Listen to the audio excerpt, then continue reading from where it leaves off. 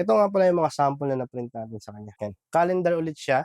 Poster type naman itong calendar na to. Ano? Ito, A4 size. At sunod naman ito. Yan. Ito na yung A3 size na calendar na ginawa or pinrint natin kay Epson L1300.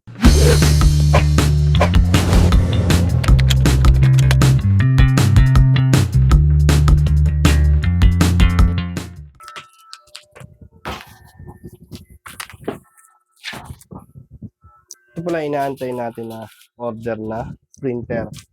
Epson L1300 to. Nabili natin to online. Ayan. Silyado sila. A3 printer to. Mukha lang siyang sobrang laki sa box. Pero yung loob nito, hindi naman siya ganun kalaki. So natin.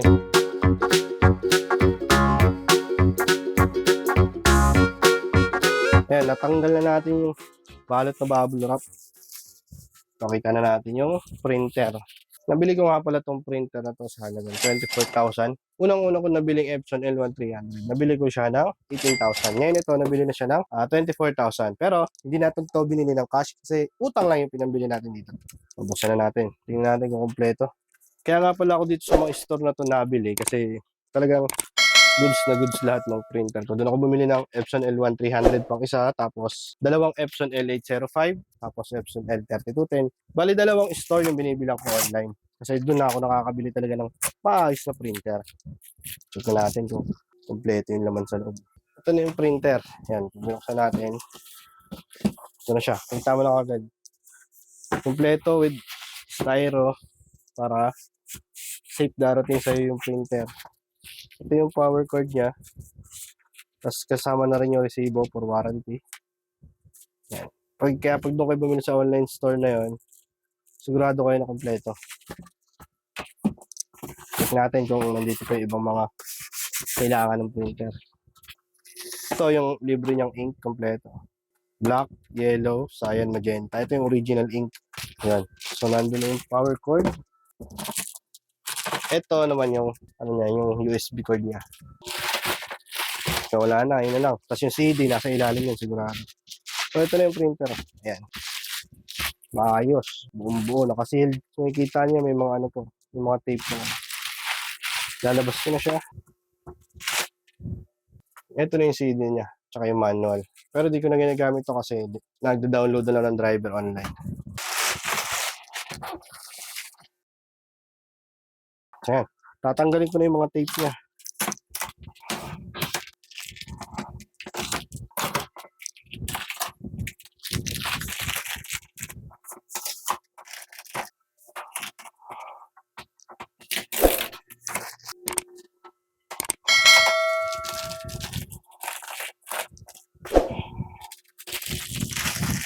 Ang ganda, no? Sealed na sealed yung loob. Ito yung tape to sa printer head.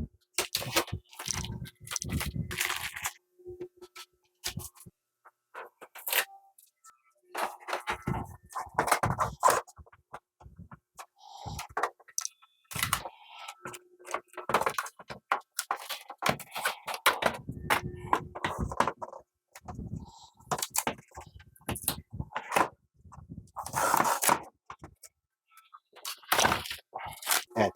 So, kompleto siya, no? Kaya testingin na natin siya kung gagana siya. Ang ginagamit ko nga pala rito, ink ay pigment, kaya hindi ito yung isasalin ko na ink. Iba yung ink na gagamitin ko, pigment siya. Pero bago siya kargaan, testing ko na lang muna kung gumagana yung printer. Kasi at kung hindi gumagana yung printer, ayan, pag bumibili kayo ng printer tapos gusto nyo gawing pigment, huwag nyo muna kagad sasalinan ng na pigment ink pag bago, tapos tsaka nyo i-on. On nyo muna yung printer, wala namang problema dun. Kasi kapag ka nailagay mo na yung pigment ink kasi hindi siya nag-on, void na yung warranty nun. Unlike sa ganito na hindi mo pa nailalagay yung ink, hindi pa nabuvoid yung warranty syempre. Kaya testingin muna natin siya. Titignan na natin kung mag-on yung printer. Pag nag-on yung printer, ibig sabihin, okay yung printer. Bago natin lagyan ng pigment ink. So yan, nag-on. I-off mo lang naman ulit siya kapag natapos yung pag-blink niya. Tapos siya ka maglalagay ng ink dito. Gamit na yung pigment ink mo. Or kung ano man ink na gagamitin mo. O sublimation man. Kaya pag gusto mong maghanap ng pagbibilan ng mga printer na siguradong legit kahit online, Lalagay ko sa link yung description kung saan mo sila pwedeng orderin para hindi ka na ma-scam at hindi ka na magdalawang isip na umorder. Sa mga susunod na video, lalagay natin kung paano naman tayo makakapagpundar ng mga kagaya nito. Kagaya na sabi ko kanina, hindi ko siya binili ng cash. Nabili ko siya ng 24K pero hindi cash. Sa mga susunod na video, papakita ko sa inyo kung paano yung mga ginagawa ko para nakakapagpundar tayo ng mga kagagaya nitong print. Na kahit medyo malaki yung halaga, unti-unti naman natin napupundar. Yan.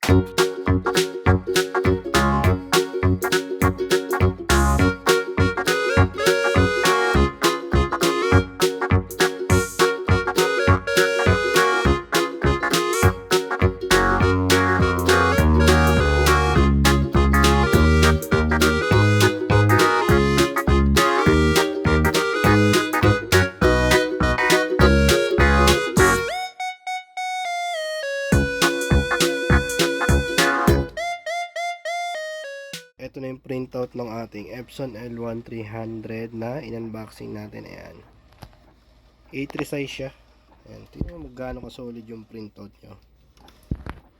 Sobrang solid ng printout niya. Pigment nga pala yung ginamit kong ink dito para mas maganda yung quality ng print natin. Syempre, pero lagi nating tatandaan na pag ginamit nyo ay pigment or sublimation sa printer na ito, ay void na kaagad yung warranty niya. So, ayun yung risk natin dito sa A3 na to. Pero kung pagandahan ng quality, pagandahan ng printout, grabe, sumasabay talaga to. Ayan. So, sobrang ganda ng printout. A3 size yung piniprint natin. Ayan. Itong piniprint nga pala natin ito ay poster type na calendar. Ayan, mamaya makikita natin lahat yan. Tapusin lang muna natin yung mga piniprint. Ayan, papakita ko sa inyo kung gaano kaganda yung quality ng printout niya. Ayan, natapos na natin i-print yung mga samples na ginagawa ko doon sa bago nating Epson L1300. Inulit ko lang ng pigment yung ginamit ko na ink doon sa printer na yan, kaya na-void na yung warranty niya. Ayun yung malaking risk na dapat alamin mo muna bago ka bumili or gumamit ng ibang ink para doon sa bagong printer mo. Ito nga pala yung mga sample na na-print natin sa kanya. Yan. Calendar ulit siya. Poster type naman itong calendar na to. Ano? Ito A4 size. At sunod naman ito. Yan. Ito na yung A3 size na calendar na ginawa or pinrint natin kay Epson L1300. Ito yung iba't ibang mga design. Ayan. So nakita nyo, no? Ang ganda ng quality ng printout ni Epson L1300. Kaya isa rin siya sa mga favorite kong printer na gamitin, lalo na sa pagprint ng mga ganito. Kasi talagang kitang-kita mo yung quality ng itsura ng print niya. Lalo sa RGB ng mga kulay. Buhay na buhay yung kulay. Saktong-sakto siya. And ang ganda ng output niya sa mga kagaya nitong calendar nito. Ayan. Sigurado magiging mabenta rin to pag meron kayo nito. Or kapag alam niyo kung paano sila gawin. Yan. Dito na matatapos tong video na to. No? Pero itong mga pinakita kong calendar, i-share ko rin sa inyo yung mga files nito para makapag-print din kayo at may offer nyo rin to. Pero hindi ko siya ilalagay dito sa video na to. Magagawa ko ng separate na video kung saan ay doon ako maglalagay ng link kung saan nyo sila pwedeng ma-download. Kasi inaayos ko pa ibang mga layout, baka mayroon pang mali. Ito, testing lang to or trial ko lang para magamit ko yung Epson L1300 na bago. Meron ako isang lumang Epson L1300 na gumagana pa rin naman ngayon. Bumili lang ako ulit ng bago kasi nga mayroong mga orders na kagaya ng ganito. At saka, kaya bumili na rin ako noon kasi alam ko naman na yung mga dating nangyayaring mga minimal na problema ron sa printer na Epson L1300 ko na sublimation at saka pigment, malakas ang loob ko bumili na isa pa kasi kung sakasakaling maulit yung mga minor na problema is mas madali ko na lang siyang magagawa or maayos. Ayun, kung gusto niyo tong files na to, abangan niyo yung mga susunod ko pang video. Doon ko siya i-upload pagka fully finished na siya. Talagang as in, nakorek ko na yung mga mali. Ayan, i-upload natin doon, no? Kaya siguraduhin mo naka-subscribe ka dito sa aking YouTube channel at i-hit mo na rin yung notification bell para once na mag-upload ako ng bagong video para dito, ay siguradong mano-notify ka. Kung makikita nyo pala, no, ang dami pa namin ginagawang mga calendar ngayon. Marami pa kami tinatapos. Actually, hindi pa ito. Sobrang dami pa ng mga orders.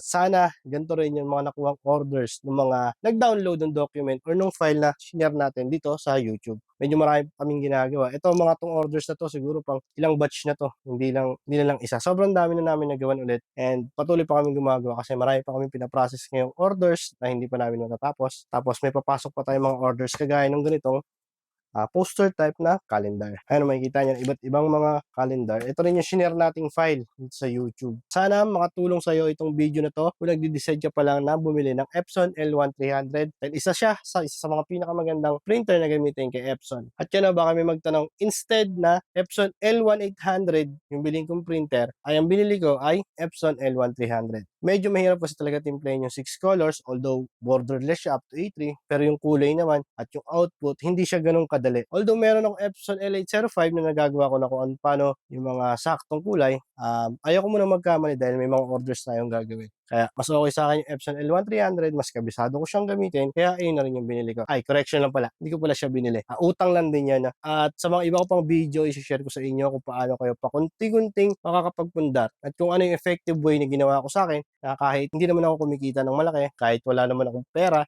maliit lang yung sahod ko, below minimum sahod lang ako sa trabaho, pero kahit paano pa unti-unti nakapagpundar ako ng mga gamit na ngayon ay nakakapagpasok sa atin ng maliit lang naman na income. Kaya share ko rin yung mga information na yan para sa mga katulad mong baguhan, para sa iyo yung mga video na yan. Pero kung ikaw ay datihan na or batigan ka na sa mga ganitong industriya, hindi para sa iyo yung mga information na yan. Ito ay para sa mga baguhan pa lang at para sa mga katulad ko na nangangarap magkaroon or makapag-establish ng maayos na negosyo. Siyempre, alam naman natin, pag meron ka negosyo, mas magkakaroon ka ng maayos na income, mas makakapag-provide ka para sa family mo at sa mga mahal mo sa buhay. At higit pa doon, kahit pa paano, makakatulong ka sa ibang tao kapag nakapag-provide ka ng maraming trabaho. So yun lang. Sana nagustuhan mo itong video na to. Baka pwede mo naman ako i-like at subscribe mo na rin ako dito sa YouTube kung nagustuhan mo or gusto mo yung mga ganitong content. Dahil mag-upload pa tayo ng mas marami pang mga videos related to printing at mag-share pa tayo ng ibang mga files. Kung ikaw ay nasa printing, sigurado na makakatulong sa ito. Lalo ngayong parating na holiday season.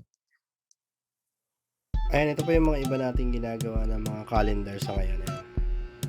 Medyo marami pa sila at marami pa tayong pinaprocess. Kung meron po kaming subscriber dito sa YouTube, nakakapanood po nitong video nito at naghahanap po kayo ng pwedeng magawa ng calendar para sa inyong giveaway this coming holiday season, pwede nyo po kaming i-message sa aming Facebook page or kaya naman po ay sa aming Shopee store. Visit nyo lamang po sa Shopee, just search JG Printing and message nyo lang po kami doon para masagot po namin ang inyong mga katanungan at mga inquiries. Ayun lang po. Salamat!